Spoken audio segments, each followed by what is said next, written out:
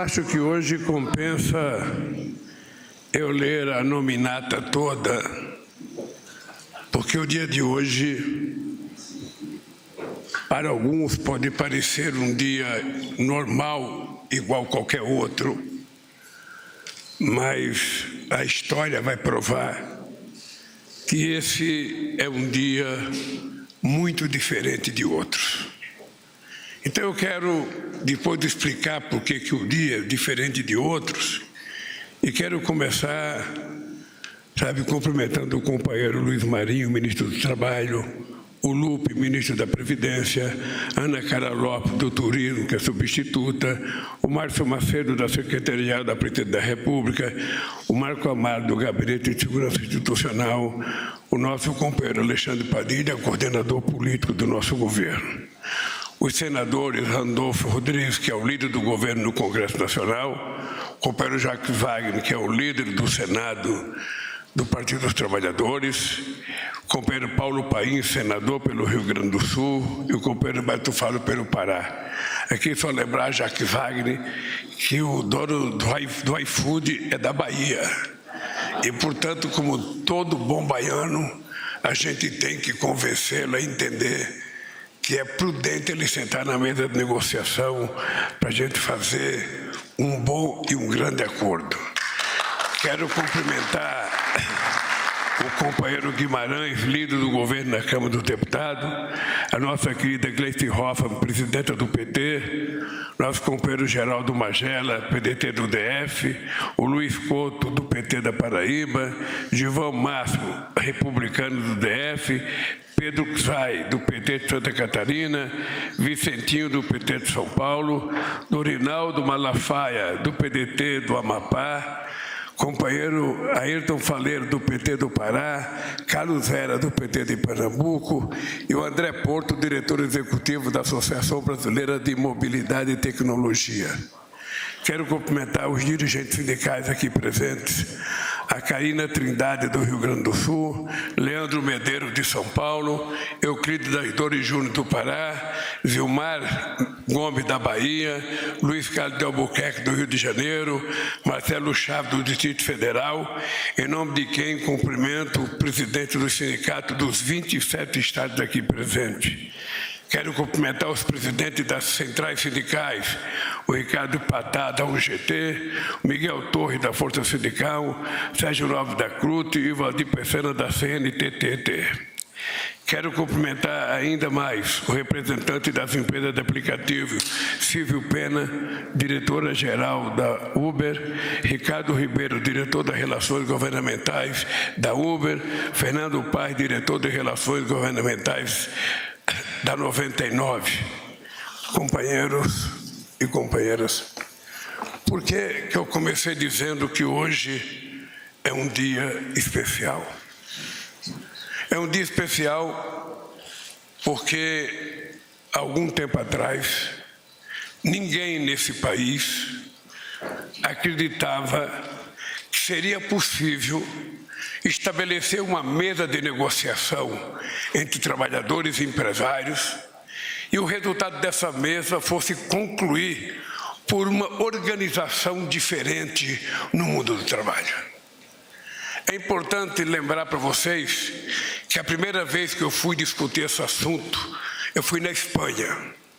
A Espanha tinha eleito um governo socialista e esse governo tinha uma advogada que era vice-presidenta do governo e ela, junto com a UGT e as comissões obreiras, que eram as duas centrais sindicais importantes na Espanha, estabeleceram um processo de conversação, levaram mais de um ano conversando também e conseguiram aprovar a regulamentação por um voto. Um voto. Então, vocês se preparem, porque a discussão aqui não será moleza. Ou seja, lá somente um voto fez com que o governo socialista conseguisse aprovar a primeira regulamentação das pessoas que trabalhavam em empresas de aplicativos. E eu vim para cá com essa ideia de que era preciso a gente começar a construir uma discussão no mundo para que a gente não votasse ao tempo em que as pessoas só tinham deveres e não tinham direito. E a coisa boa na vida é quando a gente ganha e a gente perde, mas a gente ganha também e a gente perde também. Mas que a gente disputa da forma mais leve, mais democrática e mais tranquila possível. E na época, o atual, hoje, presidente do BNDES, o Aloysio Mercadante, ele era o presidente da Fundação Perseu Abramo, uma fundação cultural do Partido dos Trabalhadores.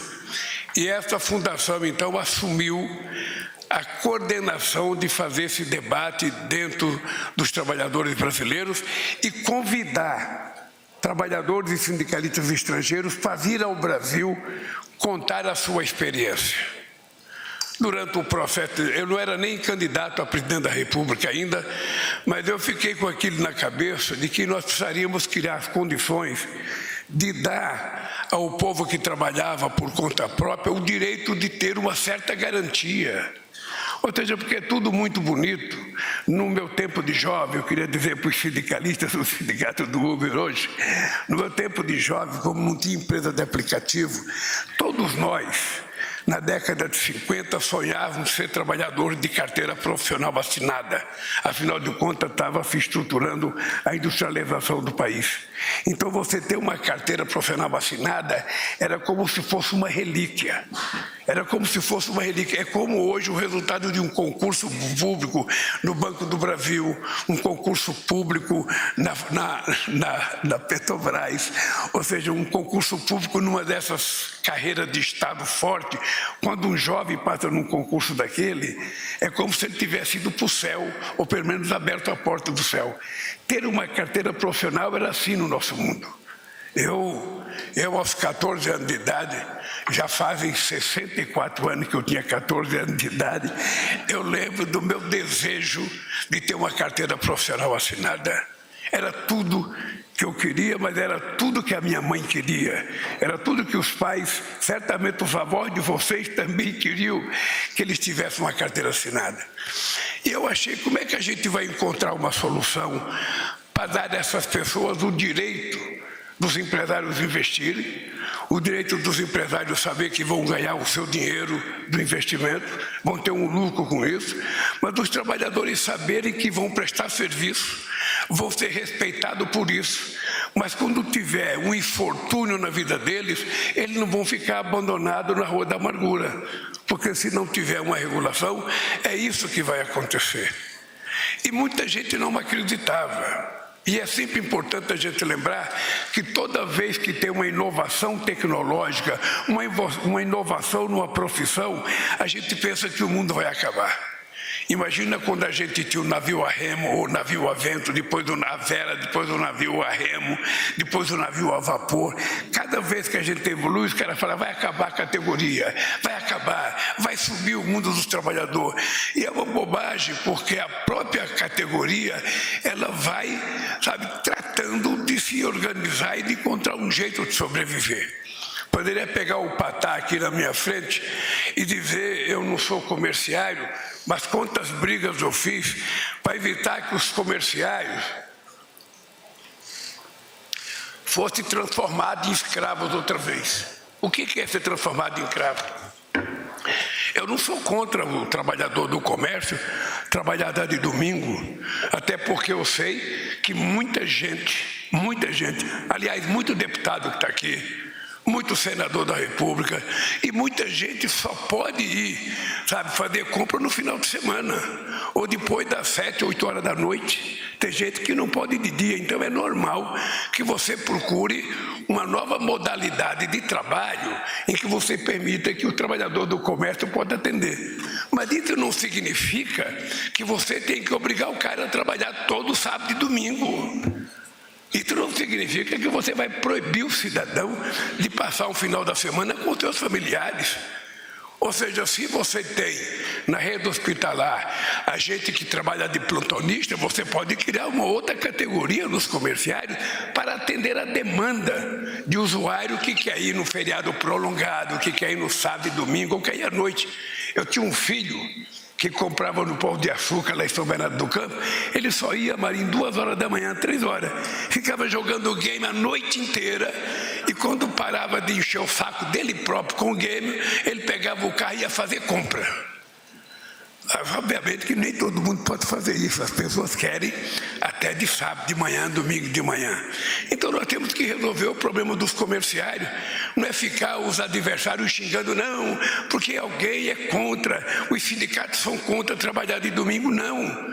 Os sindicatos não são contra trabalhar de domingo, os sindicatos querem que as pessoas tenham uma jornada respeitada e ele tem um tratamento diferenciado para atender uma demanda extra, sabe, que a sociedade precisa e que o dono do shopping precisa. O que estamos fazendo aqui com vocês é uma lição. Por isso que eu disse que esse dia 4 de março é muito importante. Não só porque falta 4 dias para chegar o Dia das Mulheres, mas é porque é um dia muito importante. É que vocês, eu não sei se vocês perceberam, vocês acabaram de criar uma nova modalidade no mundo do trabalho. Eles acabaram de criar.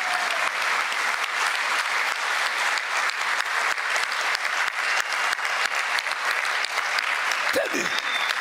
Ou seja, foi parido uma criança nova no mundo do trabalho, em que as pessoas querem ter autonomia, vão ter autonomia, mas ao mesmo tempo as pessoas resolveram acordar com os empresários e com o governo de que eles querem autonomia, mas eles precisam de um mínimo de garantia. E a questão da previdência, ela é fantástica. Eu quero dizer para os trabalhadores o seguinte: no Brasil a gente tem uma cultura que não é culpa de ninguém, é uma coisa histórica.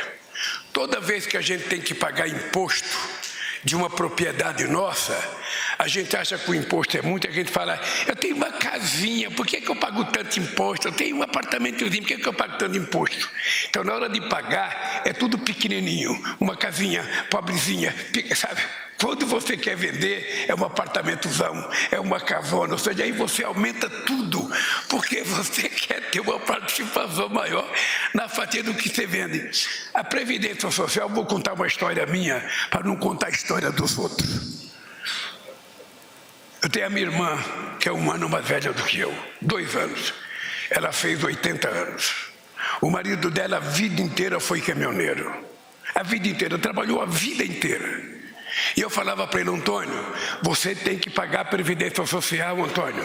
Você tem que pagar, porque a vida, ela dura um determinado tempo, mas a vida acaba. E quando você for embora, como é que vai ficar a tua mulher?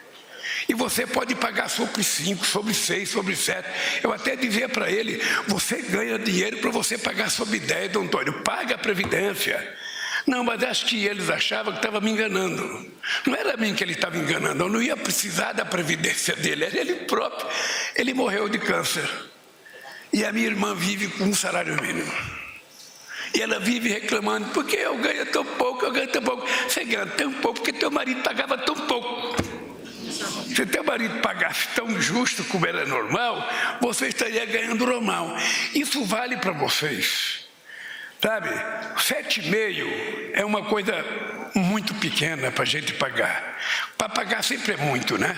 Mas na hora que a gente vai receber o benefício, é preciso que a gente saiba que a gente, quando puder, a gente vai ter que pagar um pouco mais para a gente garantir.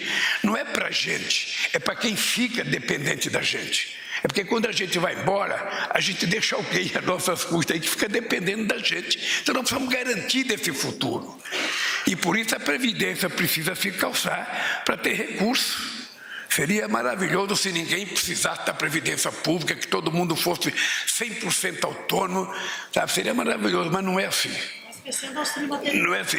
Então, o que eu acho que vocês fizeram hoje, um banho de inteligência no restante do Brasil, que não acreditava que fosse possível organizar os trabalhadores de aplicativo. Vocês deram um banho de inteligência, um banho de competência, um banho de sabedoria, e agora vocês vão dar um banho de experiência, porque vão ter que fazer isso dar certo de verdade.